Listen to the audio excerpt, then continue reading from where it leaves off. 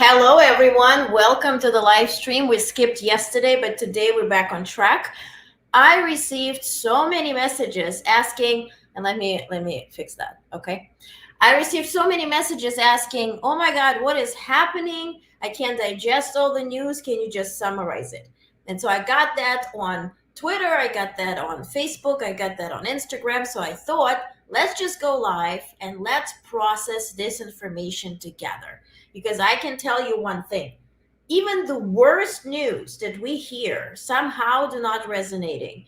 If it was told to us that somebody's eating a dog or a goat or whatever, or harassing women, or just doing some shady stuff few years back, we would be furious and we would be discussing that for a week. Now it's not even news. So I totally feel you if you feel overwhelmed. So before we get into the holiday, let's just go in chronological order with everything that happened yesterday and today. Now, I'm sharing my opinion, so if you don't agree, please comment. If you have anything to contradict what I'm saying, or you have different type of facts or something that you think I'm wrong on or wrong about, please comment with anything that proves it, with sources, with proof, and I gladly stay corrected. Otherwise, if you have feelings and you need to express hatred, that's okay too. I'm just not going to respond. Now, comments. Hi, Olga. Hey, Susan.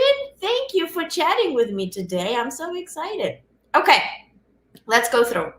So first things first, yesterday, Ukrainian delegation was, minus Zelensky, was in Washington, D.C. So you see Yermak, which is the head of the office of the president of Ukraine, right next to Blinken, on Blinken's right-hand side.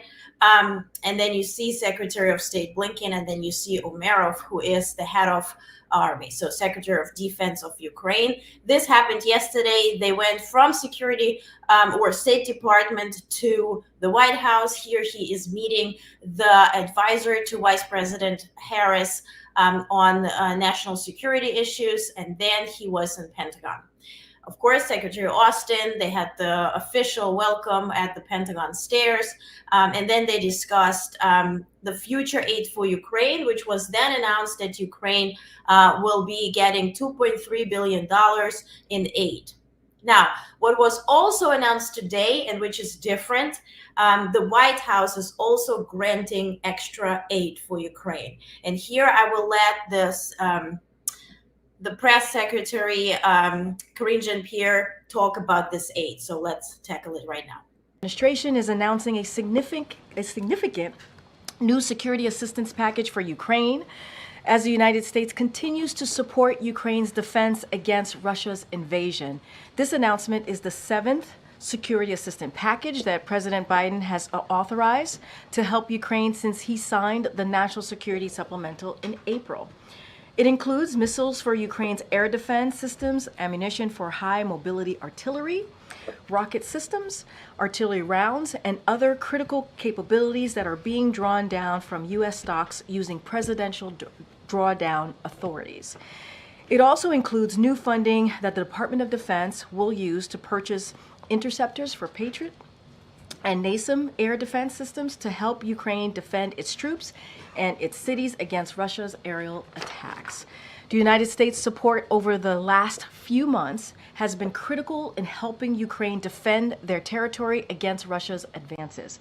Thanks to the bravery of the Ukrainian forces and weapons deliveries from the United States and our allies and partners, it is increasingly clear the Russian offensive around Kharkiv has been a failure.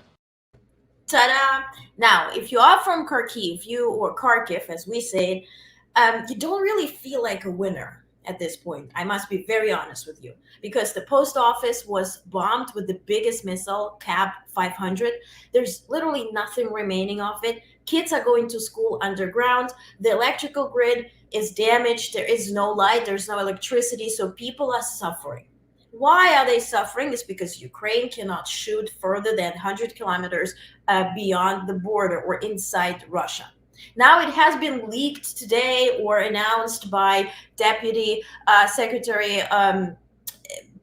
that somehow there will be an announcement, I think, during the NATO conference that Ukraine will be allowed to target military targets and airfields in Ukraine, which will be happening all next week. The NATO summit featuring NATO countries and allies, plus Indo-Pacific partners, at least 4 of them, plus also other countries, will be happening from 9th to 11th in Washington, D.C. So I think the announcements will be there, but at least more aid is coming today and has been announced. Now, what was also happening in DC through the last few days that mass media haven't really talked about is or are those planes. And if you have seen this picture, this is Dulles Airport in Washington, DC, and you see Trump's plane right next to the Russian Federation plane. Obviously, through the sanctions, the airspace above US has not been really open to Russia, but few airplanes, and this is one of the few, that is allowed to enter our airspace and park for, and it has been stated, for transporting people and documents. There are specific threads on X that I have shared on my account. You can go see it. You can also message me or comment below, and I tag this by former FBI agents who said they do question why those planes are very close to each other, which would allow people on the planes to share documents with Wi-Fi or Bluetooth. Now, what was really interesting, that a third plane, United Arab Emirates, joined them yesterday. Again, no media is talking about it. Is anybody heading to the airport and questioning what is happening there? Because those, specifically those 2 countries together with Trump, it's kind of weird that they would be parking there. Also, Trump is not really to be found in DC. What is happening? I really suggest for you to read the thread by the former FBI agent. He is voicing his opinion. He's also voicing his theory, what could be behind it, but I leave it up to him to explain to you what this will be. So, question: why is Ukraine not allowed to shoot missiles past a certain distance inside Russia when Russia invaded to bomb them? I don't get it. I don't get it either. So, official version is that Ukraine should not be provoking Russia, or Ukraine using American weapons should not be provoking Russia. So using weapons provided by US and our allies and partners would be seen by Russia as us, meaning US and NATO, entering the war. But people are dying. And that's what I'm trying to tell you, that it is not even funny. It is not pragmatic. It is not utopic. It's real. If you have any, any desire to see what exactly is happening in Ukraine, because whenever I share damage, whenever I share how people got hurt and how troops are dying and how the best people are fighting and not returning home, this content is usually sort of overlooked because, and I totally get it, we have our own stuff and a little bit, honestly, shit to do here in the US. So the last thing you want is to see other people's troubles. But if you are wanting to build your opinion, see it and seek information. Why Ukraine can't shoot? Because specific people like Sullivan, for instance, national security advisor to Biden, is not allowing that. Again, we hope more will be announced at the NATO summit.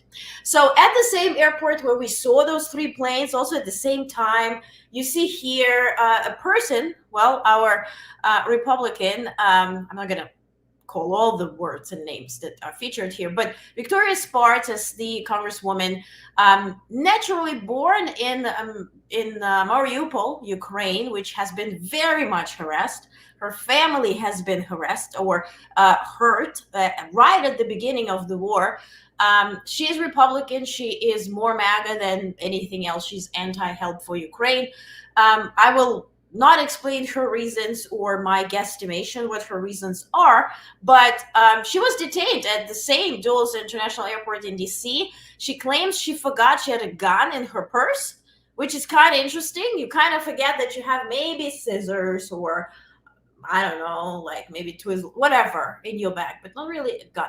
But she was carrying it and she forgot to take it out. She was detained right at the same time, right at the same airport. Now, be less clumsy. And I really like this picture. I don't know why, but be less clumsy and take your guns out, I guess. Guns out, guns out. Now, at the same time, what is happening is Russia took over the presidency of the UN Security Council. Now, I worked for UN Security Council. What they can do, obviously, they cannot, start like being crazy, but what they can do is approve those who are speaking at the UN. Today, you saw this Hinkle guy speaking on behalf of Russia for some reason, right? The agent guy. So they also can approve topics and sessions and really dictate what is being discussed, what has been voted on, and what is being neglected. So they're using their powers. And this is the first session that they had today. Listen up. This is the ambassador of the permanent mission of Russian Federation to UN. We are discouraging all countries that have not yet done so to provide arms for Ukraine. The destiny of the weapons that will or will not be that will be eventually exported to Ukraine from wherever. The destiny is clear. They will be destroyed as the other weapons that the West and the US are supplying Ukraine with. But I presume that the decision that might be taken on the issue may, of course, have certain political consequences. Fun guy to be around, isn't it? Now, European Union issued, or an account from European Union, I don't want to, put them as a source, issued this meme. This is obviously China welcoming Russian Federation as the head of Security Council at the UN. I want to draw your attention to the dove and the peace dove, or whatever the sign of peace, where it finds itself. Which actually this meme truly describes this issue. Why is Russia, first of all, why is Russia in the UN? Their claim is that we need to be conversating with each other and we have to be in the same spot so we can be talking to each other. But you know what? If you apply pressure and power, Russia will be the first to ring your bell and try to talk to you. Keeping your enemies close, fine, but not the enemies who are invading and killing other founding, mind you, founding members of the United Nations, which is Ukraine. So, okay, you keep them at the UN, fine. Why are they presiding? Why are they deciding on what is being discussed and what is being approved and what is being, I get updates from UN, and mind you, they're resending schedule like 3 to 4 times a day because they're switching every single topic and they're trying to puzzle it together. What would be more appropriate for whom? For Russia. Okay. Now, another country which is very friendly with Putin is Hungary. And that's a really big topic in the EU. They're really not approving any aid.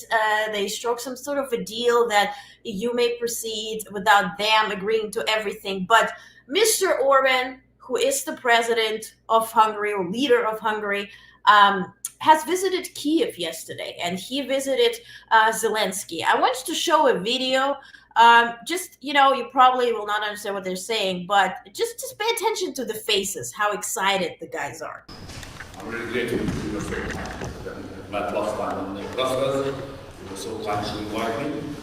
I arrived here not in the second day of the presidency. I arrived to take care of the first day, because prior to midnight I was already in Ukraine, because I think this is the most important issue for Europe.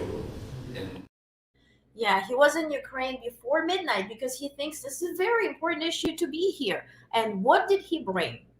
The rumors were he brought some letter from Putin. Let's not talk about it. We haven't seen a letter. Rumors are rumors. And what we have learned this week is that even if something is published in mass media and very accomplished outlets or spoken about it, might not even be true. So I guess seeing is believing. So what he proposed is ceasefire and then negotiation of peace, or just peace deal. Ceasefire would help whom? Russia. Russia is running out of ammunition, people, they're waiting on North Korean help, they're getting help from China, hence that meme. But ceasing fire. So somebody is being abused, and I want to flip it into terms that we all can understand. Let's say somebody is invading your house, and I have so many comments on YouTube in particular, because I get this MAGA thing on YouTube going, which, welcome, let's talk. A lot of people are asking, why is Ukraine shooting them? Why can't we all be friends and you're neighbors? But let's take a look at your house, right? And a lot of people in the United States are very fascinated with guns, and they're getting guns to protect yourself. Now, are you getting a gun so you can negotiate with a robber or somebody who's coming into your house and invading it, trying to occupy it and kill you? Or are you shooting the guy, or using your arms? You're defending yourself. Now, next question would be, now, would you cease fire? Let's say somebody's coming in and starts to robbing your place, and then takes room by room by room and says, look, I want to defend your wife. That's why I will occupy the bedroom and keep her there, because she kind of doesn't like you. What are you going to do? Cease fire so you can negotiate? When you're ceasing fire, he is getting help. And that is what would be happening in the situation between Ukraine and Russia. It would just give time for Putin to get more resources. If you are following any channels on Telegram where Russians are speaking, there's so many Russians who are hurt and complaining that they are being sent back to Russia to fight, back to the front line to fight, even though they're hurt and not being treated. There's also a Russian guy who miraculously survived, came back to Russia, and found out that his kid was given up for adoption. His apartment does no longer exist, and so he was asking all around what the problem was, and they said, "Well, the problem is that you survived, because haven't you fallen on the battlefield? We wouldn't have any issues." So this is Russia for you. So negotiating with somebody who is bloodthirsty, never a good idea. Now, what does this plan remind us on? Today, Politico has issued an article, or wrote an article, where they spoke allegedly, I guess, especially this week, we have to say allegedly. You haven't seen it? Wait, just say allegedly. They spoke to two national security advisors to Donald Trump about his alleged deal. What would be that deal with Russia to end the war in Ukraine? What would that look like? And so that's what Politico has written. Let me find it here. Because that kind of, here you go. That kind of reminds me on what we just heard from Orban, who we know is Putin's puppet. So they said here, a swift resolution of 2.5-year Ukraine conflict would also likely play a key role in Trump's plans for NATO. As part of a plan for Ukraine that has not been previously reported, the presumptive GOP nominee is the deal here, specifically into Ukraine. The deal would prohibit NATO, or would let NATO commit to no further eastward expansion, especially into Ukraine and Georgia, where they're already installing their dream government, which is pro-Russian. So you wouldn't be in their dreams. You wouldn't be fighting Georgia. You would be just taking over, because you have pro-Russian people leading Georgia. Now, there's people protesting. I highly doubt that utopia and that vision will come to fruition. But so NATO is not going anymore eastward, especially Ukraine and Georgia, and negotiates with Russian President Vladimir Putin over how much Ukrainian territory Moscow can keep. Hallelujah, Mazel tov. So there was also this alleged deal that, I had mentioned the letter that Orban brought. In Ukrainian news, in Ukrainian media, it kept circulating, especially yesterday, the idea that Putin wants to negotiate and he wants to take over the entire Donbas region and the entire Lugansk region. Now, they occupied the area, but not the entire region. So this type of negotiation, which would give Moscow more territory and have ceasefire that we just discussed, would benefit just Russia. So if that is really, indeed, the deal that Trump wants to put on the table, I highly doubt, and I really hope and pray to God that Ukraine does not agree to that. Because if NATO is not going into Ukraine, not protecting Georgia, it just tells you everything you need to know that both countries Putin wants to use as the base for further invasion, talking about Balkan states, talking about Poland, and so on. So, what has been leaked today and then debunked by Flynn, he said, oh, there's this filing circulating here over the internet that Donald Trump has filed with the Federal Election Commission that his VP would be the disgraced General Michael Thomas Flynn as vice president. Now, he posted all over X or all over social media. I guess he also gave some quick interviews that he debunks this, that it's all fake. Now, I posted on X, and I think this is my latest post, 3 resources to 3 filings that exactly are this picture. So, for what it's worth, it is officially there. Now, it could be also being leaked, right? Because, there's 2 versions. Either Flynn is denying it because Trump really wanted to go down those golden stairs at Trump Tower.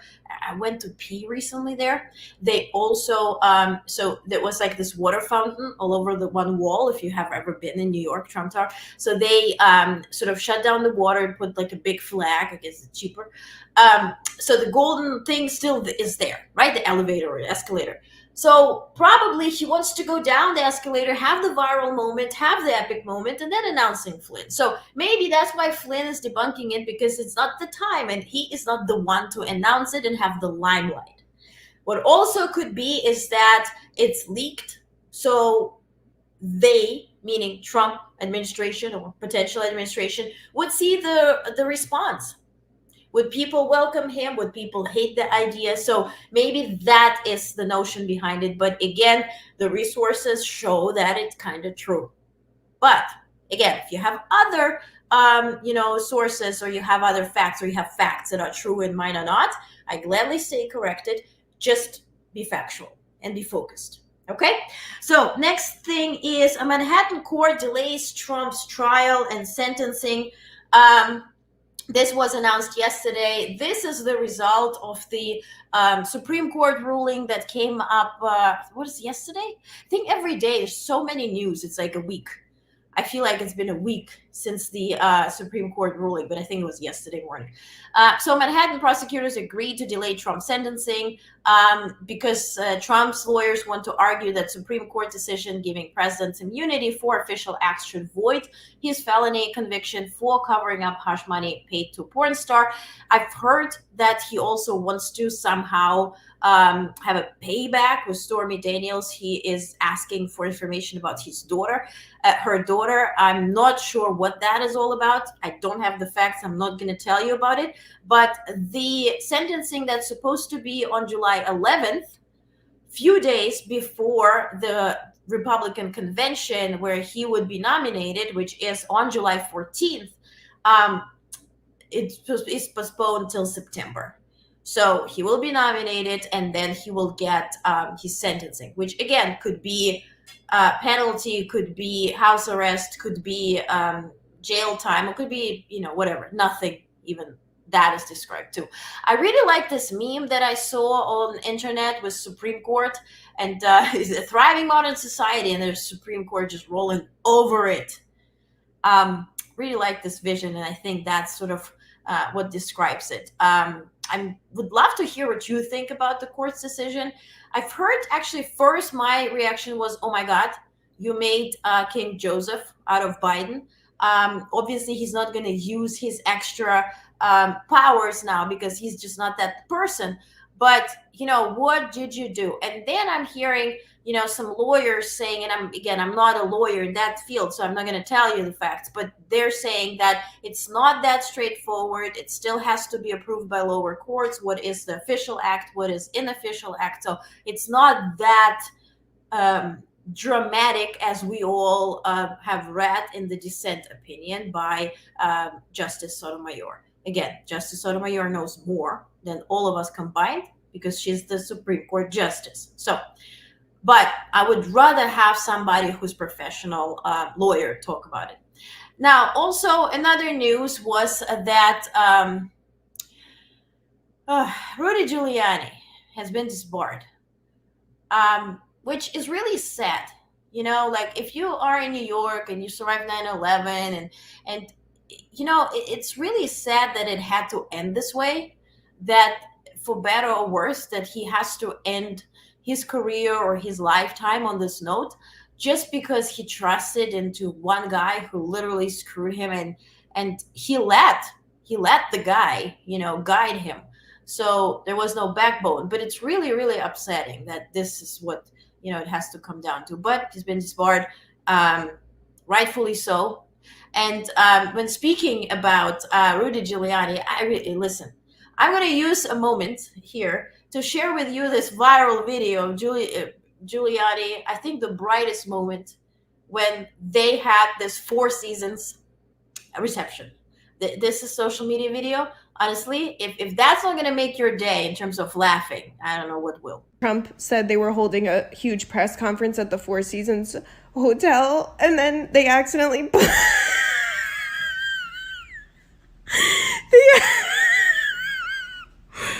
accidentally booked it at a place called Four Seasons Total Landscaping, and Rudy Giuliani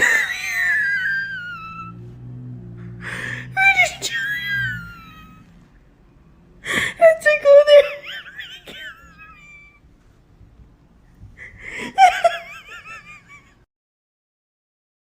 Well, it's an epic moment. Whether you're a MAGA or you're not, this is an epic moment. When you book Four Seasons and it comes on some dildo shop, that was just epic, and I had to use the moment to share it.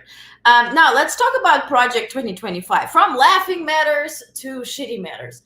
Taraji P. Henson mentioned, she was hosting BET Awards, and she mentioned Project 2025 and this viral video that really led to the search for Project 2025 term to skyrocket on Google. So let's review the video. Look it up. Now, the search went through the roof for Project 25 right at that moment. Here, I'm going to show you. Right at the moment, which was July 2nd, during BET Awards. And so people start reading about Project 2025. Now, the problem with reading about Project 2025 is that it's 920 pages long. So if you haven't had the time, to read about it, I'm going to quote Newsweek. So this is not CNN, this is not NBC, this is Newsweek. It says Project 2025 is an initiative developed by the Heritage Foundation. I want you to remember the name Heritage Foundation, because in a second we're going to hear from the CEO or the founder of the Heritage Foundation, a conservative think tank to make significant changes to the backbone of the US federal government. It is designed to be implemented if former President Donald Trump wins the 2024 presidential election. The project is built around a conservative policy agenda and aims to ensure that Republican loyalists are in place at all levels of federal government. To carry out policies effectively from the first days of the new administration. If enacted, it would bring significant changes across various aspects of American life, encompassing government operations, environmental regulations, social policies, and civil service structures. So it is structured in 4 pillars. The first one is policy agenda. The policy agenda is a detailed guide for incoming administration offering specific proposals for every major issue facing the country. Blah, blah, blah. Now, presidential personnel database. This is a big one. So the presidential personnel database aims to cast a wide net across the country to identify conservative individuals, MAGA individuals, okay, from all walks of life, who can serve in the next administration. This is meant to ensure that the policy agenda can be implemented effectively by having loyalists in key positions. So yes, people. Yes, sir. Then the third pillar is Presidential Administration Academy. The Academy brings together experts who have served in prior GOP administrations to share their knowledge through workshops, seminars. So this is propaganda. Now, and then the fourth one is 180-day playbook. Don't confuse it with political playbook or anything like that. 180-day playbook is a plan outlining actions to be taken in the first 6 months of the new administration. Its goal is to essentially repeal various policies of the previous administration, including steps to implement the most urgent parts of conservative agenda immediately after taking office. So some policies are, and again, comment if you want to learn more about Project 2025, and we're going to discuss a couple of those policies, maybe speak to policymakers what that would mean. But for instance, they are, big issue is abortion. They're making it a state issue.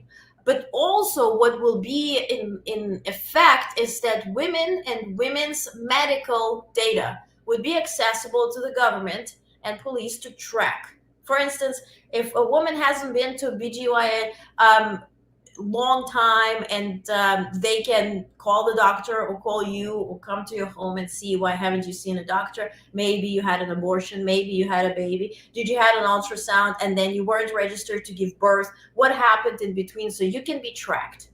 And if you're a woman who wants to be tracked and your data, your blood work be accessible to the government, well, be my guest. Sounds scary. I don't want to over exaggerate, but this is something that sort of like Nazis did in Germany, but only to Jews. Now this is to everybody, and obviously we'll be targeting minorities. Targets women, but there are also things that target minorities.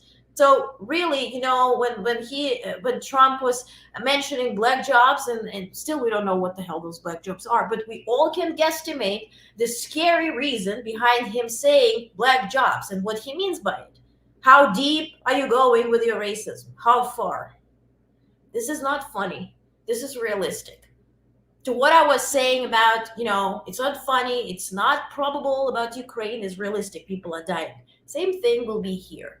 It's just now we can't really imagine, and it's all cool and whatnot, but it can become real. Also, Department of Health would be eliminated, also would be a state issue. So really, it's up to you where you are born and where you're living.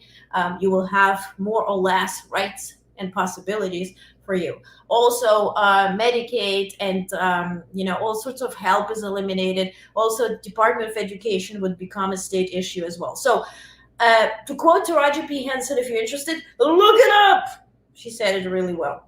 Now, next thing, let's talk about the biggest elephant in the room, which is Joe Biden, I guess. By the way, before that, so it's connected. CNN has been bashing Joe Biden since the debate, and whose rankings are not doing well is CNN. Here, it's achieved a 33-year low as insiders brace for bloodbath of staff cuts. And I think the first people to be cut will be the moderators who were not fact-checking, or maybe those are the heroes, who knows. Honestly, I was really sad and upset to unfollow certain CNN hosts because I thought those were, reliable and likable. And today I tweeted, there should be a thing like a CNN face, because whenever they interview somebody who contradicts their notion in the past few days, they just have this very long, upsetting face where they're like, oh, no fact checking, please, no fact checking. Should be a CNN face. About New York Times and CNN and Politico bashing Biden, we talked about it last time, but they do continue, and they did continue yesterday. So yesterday was this big article where allegedly 22 people, staffers from the White House, were talking about Biden, that he's living in a bunker, that Jill Biden is obsessed with power, and she is, the queen that rules it all, and Hunter is now the security advisor. So all sort of shit show. Then obviously it was debunked today by Biden himself announcing on a campaign call that he's running. And Chris Jackson, I took your tweet. But to quote Biden, he said, "I'm running. I'm the leader of the Democratic Party. No one is pushing me out. I've been knocked down before and counted out my whole life. When you get knocked down, you get back up." And this notion was, of course, shared by the White House today and yesterday as well. So We will go through the White House briefings in just a second. We'll go one by one. It was more a reality show today than yesterday, and way more than any press briefing or any journalistic adventure. So it was very entertaining. So I want to guide you step by step. There's one video I forgot to show you, and my apologies, about the Heritage Foundation. And really, grant me 6 seconds of your attention. This is the head of the Heritage Foundation that wrote Project 2025, responding to Supreme Court ruling and why he celebrates it. Take a listen. It's just 6 seconds. We are in the process of the Second American Revolution, which will remain bloodless if the left allows it to be. Bloodless if the left allows it to be. For that reason, it's really important not to spread nonsense. And especially if you're a Democrat, stop bashing your own person, your own president. What are you doing, honey bunny? So president is running. This was today confirmed by VP Kamala Harris as well. Look, Joe Biden is our nominee. We beat Trump once, and we're going to beat him again, period. Yeah. So now let's go to our White House briefings. Let's start with yesterday. Karine Jean-Pierre was she is the press secretary of the White House. She was facing a bunch of weird questions yesterday, and today it just got worse. So here was her first announcement yesterday to the notion where, you know, media has been saying that we haven't seen Biden unscripted. We haven't seen him for the sit-down interview. We haven't seen him in public. He is just hiding everywhere. I personally, whenever I'm there, I see him. But people who work with him daily see him. And they have openly stated that. And majority leaders, minority leaders stated that they see him. He's fine. But again, so Karine announced few media engagements, if you will, for president yesterday, right on the top of the press briefing. This week, the president will speak with Hill leaders and Democratic governors. He will travel to Wisconsin on Friday. He will conduct a sit-down interview with George Stephanopoulos from ABC News while on the campaign trail. He will travel to Philadelphia on Sunday. And next week, I know you guys are going to be really excited about this, he will host a press conference during NATO. And why during NATO? Think about it. NATO will have all kinds of international reporters there. So the quotas for America will be lower than if you just come into a press briefing room at the White House, where you will be facing all this shit show yourself. So there, the questions will be international. And so the reporters will be asking questions that they will be reporting to their viewers and readers in their countries, meaning NATO allies will be asking what is US doing for this specific country or for Ukraine or for geopolitical situation as a whole, right? So maybe there will be few questions about the debate, but 2 weeks in after the debate, very smart choice on White House, in White House's perspective, to schedule it there. Now, people are saying, well, but sit down with Stephanopoulos. This is his friend, you know, he's just going to be answering questions by this playbook or whatnot. Wait, it will be, first of all, we do it tomorrow, Friday, right? Today's Wednesday. Is it Wednesday today? Yes. So we'll be on Friday. So we'll be very soon. It will be public or premiering on Sunday and then partially on Monday. Wait for it. I'm sure there will be lots of headlines from this interview. He will be speaking about the debate. He will be speaking about how he feels and justifying also him running and staying as the main candidate. So wait for it. Don't disgrace it too much. Let me check some comments here. USA. Yes, Bagel Bites. USA. Slay all day. Here, the long upset face, two of their commentators did when they interviewed Alan Lichtman on CNN, and he took a part of their arguments. Yes, absolutely. They're all obsessed with power, but Trump is competent at least. he was competent to lie 50 times at the debate. That's at least is very, very true. So Biden spoke yesterday in terms of have we seen him, have we not seen him? He spoke yesterday, he spoke today many times. He also addressed the Supreme Court decision and ruling in 4 minutes. So yes. Flooding and open cooling centers. People have to know where to go, where they can. So this was all about the severe weather, and this was actually a cool thing. There's federal rules, or there are federal rules now applying to a workplace in severe weather, where there is a heat. Let's say you work in Florida or Arizona or California, and you are, let's say, on a construction site. There will be rules what help or what regulation would be applying to you. So this is an important topic to face and an important ruling to pass. If that really affects you, go read on it so you can then demand it from your employers and feel better, because it's really scary. I know a few people, in Florida and also Arizona, construction sites, really dangerous. So I'm happy that this was addressed. Now, let's continue with yesterday's briefing. Here's Kareem. After the debate, did the president get examined by a doctor, or did he get a neurological scan? A neurological scan? Neurological scan.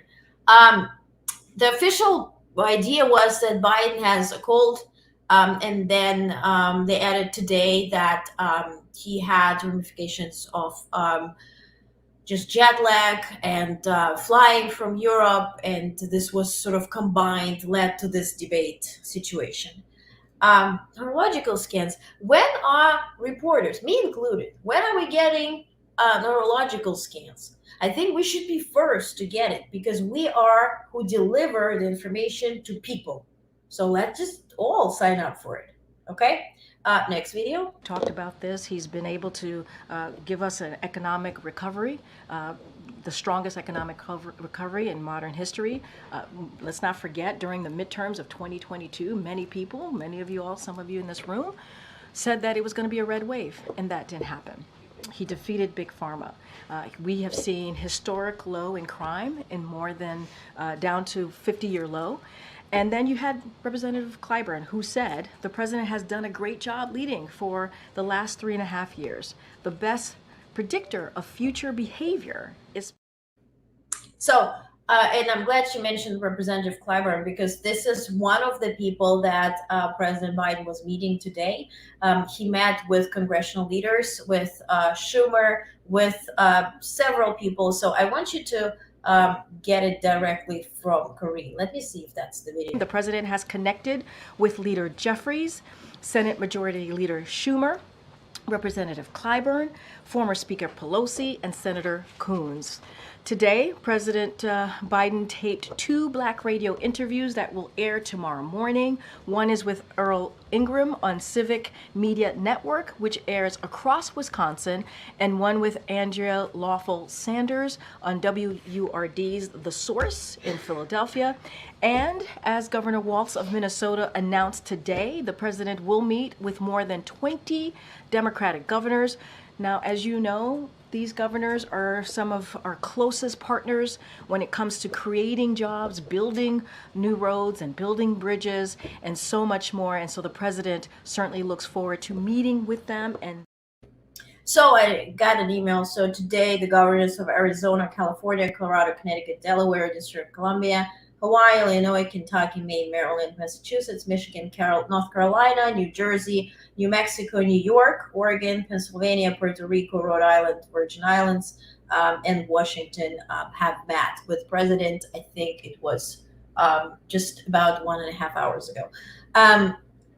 So why does this matter? When it comes to election, you have 3 things you pay attention to. First is donors, big donors, where if they feeling shaky about the candidate or about the situation, then the administration itself, or better said, the campaign itself, will not feel compelled or confident enough to reach out for more money. Okay, that's number 1. 2, unions. This is something where we still have to see if the support is still there.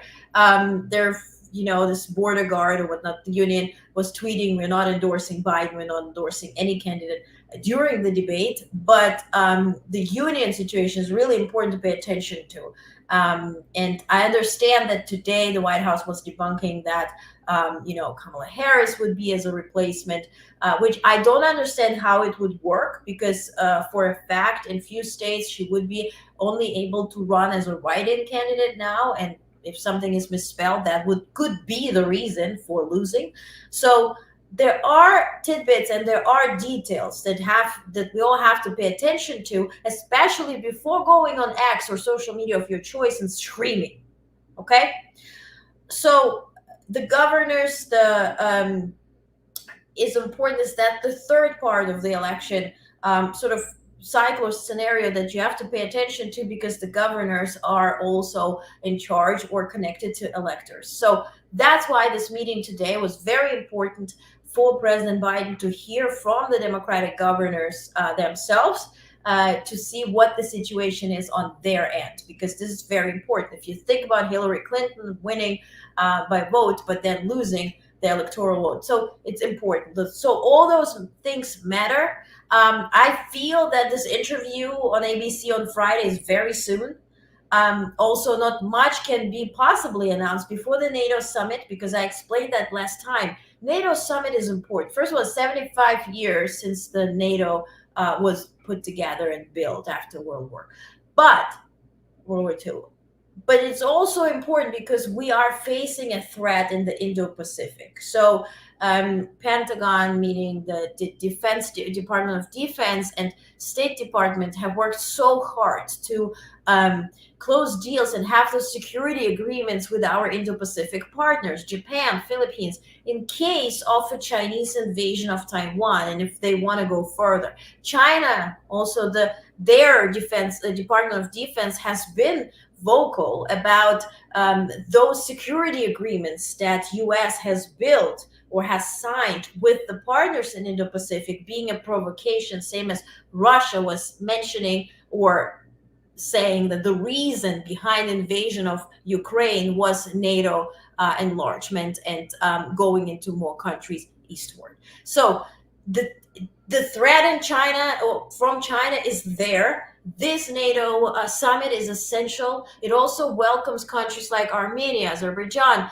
that are not part of NATO, but they are very essential, because those could be targeted and are targeted in different ways, from cyber attacks to physical attacks from Russia and Russia proxies. So announcing anything that discredits the president, that welcomes all those allies and partners in Washington, D.C. next week, is sadomaso style. Maybe you like that, but especially if you're a Democrat, especially if you're a reporter, especially if you know what the hell politics are and you have reported on politics, what are you doing right now? What is your agenda? That's sort of my question. And now, I promised you a little bit of reality show, if you may, during the press briefing today. And here's a little episode. He's absolutely running. Yeah. Well, he's saying that, and I'm sharing with you his view. And we would invite the president to come here and tell us that directly. Noted, Kelly. But he's awake. That's inappropriate. As you heard from your colleague, the president of the WHA, that's inappropriate. Thank you, Kelly. If he's awake, what are you going to report?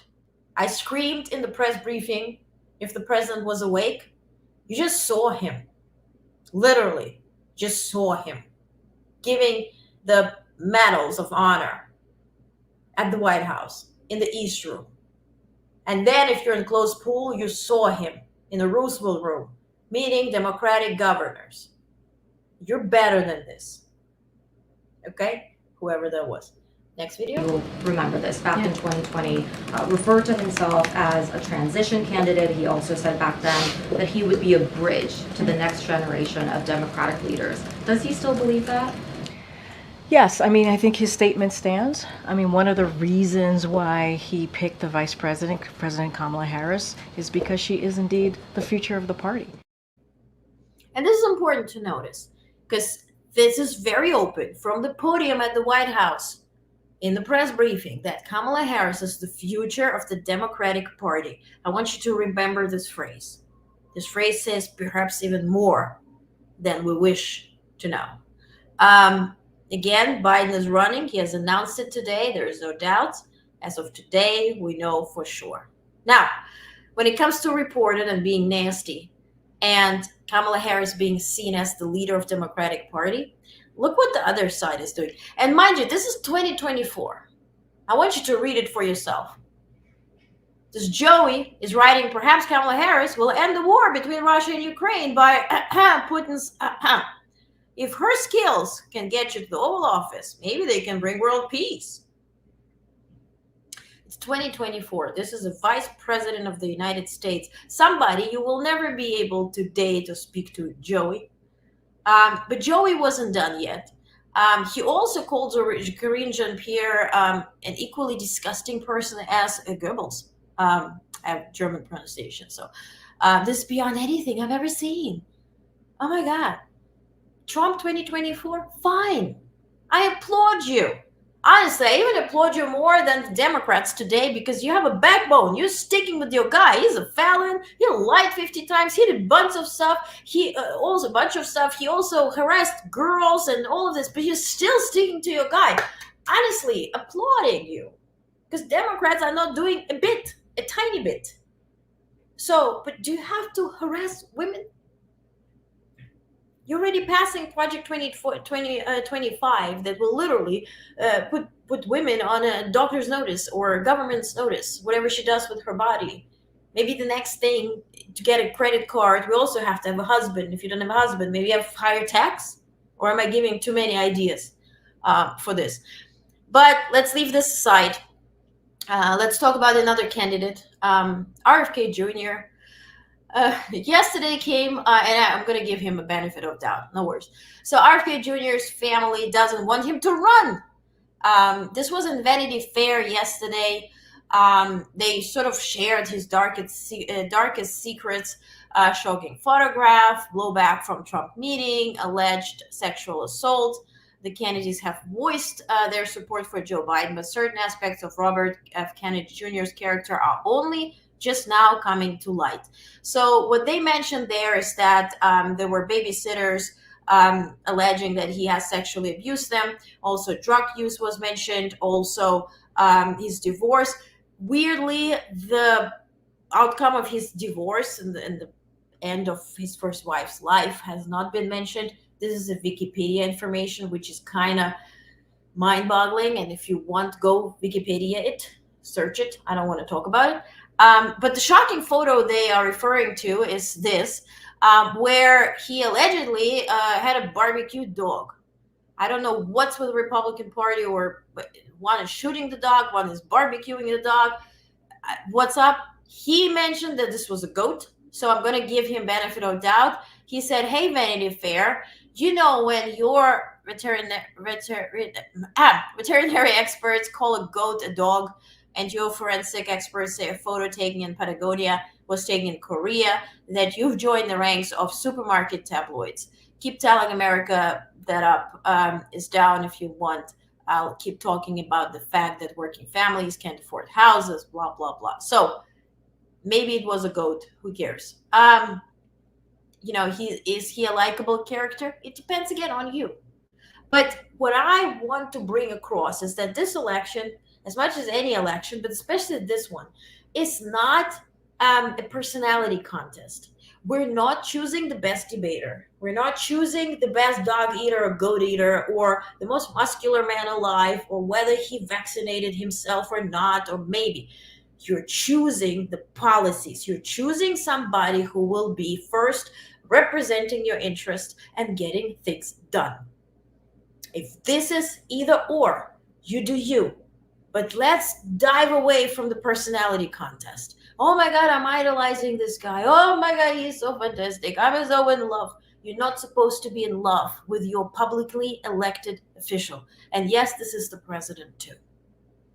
Now, on a bit of sarcastic note or tragic note, France put a picture out, and we really 2 minutes left, I promise you. France put a picture out really describing our Roe v. Wade situation, how it was overturned, what it will lead to. This is a meme. I know it's a drawing, but it's really tough to look at, honestly. So you see what they're depicting here. Is that who we are? Is what matters? You decide. Again, this election, you decide even this. If you're a man, you decide this. You're a woman, you decide this. And it can't be the fact that a daughter that perhaps you that was born a year ago will have less rights in 5 months than when she was born. This really should not be the case. But and then on a funny note, the video I want to show you, this is really unexpected. So once you scroll social media and you see a couple of things and you see a couple of interviews, but this was really a stunner. Listen. Also to say, since we're addressing the subject of style, the most stylish president and first lady in our lifetimes are Donald Trump and Melania Trump. Donald Trump's a style icon. He changed American fashion in The Apprentice. People spent the next 10 years trying to dress like Donald Trump. So if anybody deserves a puff piece on their sense of style, it's Donald Trump and the First Lady. I give you Melania Trump. I love her outfits. I like them. You know, she looks great. She's a former model. She also modeled naked a little bit, but when she was at the White House, it's glorious. I loved it. It's great style. As much as I love Jill Biden, Dr. Biden's style. They're different, but they're equally wonderful. Also, when you're first lady, you have access to things that, that are unlimited, right? But that Donald Trump style icon, comment if you think so.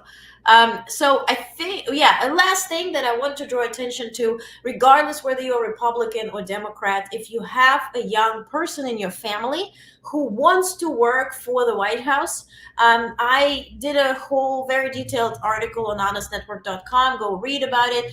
They are opening the paid internship across executive offices. So regardless whether it will be Biden in January or it will be Trump in January, if you have somebody who wants to work for the White House, the paid internships that are full-term, part-term are there. Folks can earn up to, I think, $3,000 a month. So if you have a young person who wants to work for the White House, regardless for which administration, it was announced by this administration, but this goes for the White House. So go to the website, apply, and I wish you the best of success. Let's comment. Style icon. Yeah, Chinetta, hello. Style icon. Yeah, this is the red tie is everything. So thank you so much for watching. And last thing, tomorrow it's July 4th. And I really want to ask you, which is really a killer for me or folks like me, don't even open social media. Don't open YouTube. Don't even have time with your family. Spend time with your loved ones. If you're alone, do what you love. Unless, just don't hurt anybody. Don't fry anybody. But have a wonderful time with your family, with your loved ones, with your friends. Celebrate it. If you're taking a long weekend off, so be it. I don't trust anybody to be off social media and television and just don't pay attention to mass media through Monday. But at least tomorrow, have a peace of mind.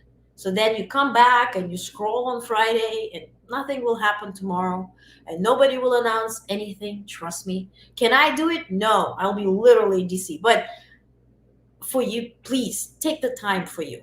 Because the most important factor or the most important message I hear is that people are overwhelmed and people are crying and screaming at television, whether you are a Democrat or Republican or MAG or whoever you are. Take a day for you. Take a day to breathe and just have a good time. Okay? This was great, very informative. Thank you so much. Thank you and happy 4th of July. On this note, Susan and I and all of us, we wish you a very happy 4th of July. Celebrate it and just spend the time off social media and politics. One day, you need it. We all need it. Okay? Happy holiday.